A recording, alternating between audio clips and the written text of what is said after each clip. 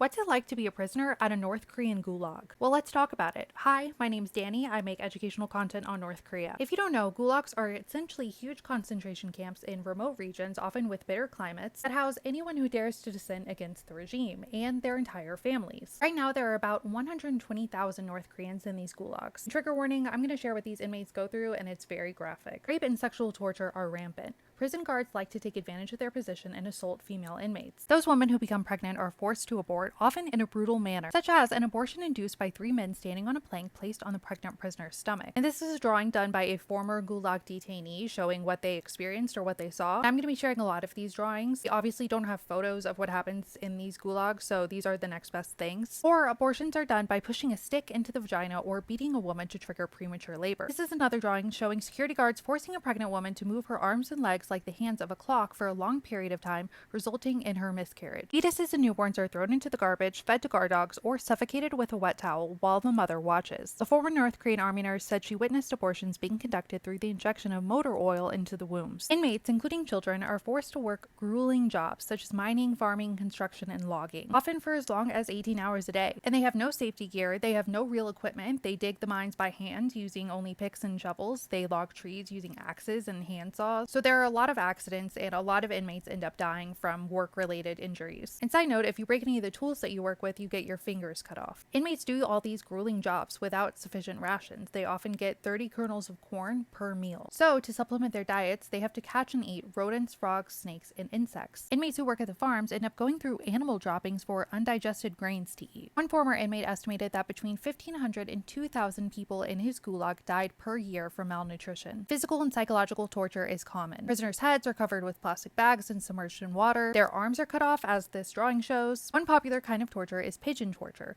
whereby prisoners' hands are tied behind their back and they're hung from the wall, forcing their chests out. And they're made to stay this way for hours, often until they pass out or vomit blood. Plane torture and motorbike torture are also customary. Prisoners are forced to hold out their arms either to the side or to the front for hours on end. They usually collapse before being allowed to let their arms fall to their sides. Worse still are the sweat boxes. Prisoners are forced into locked wooden boxes so small that a person can't fully stand up or lie down.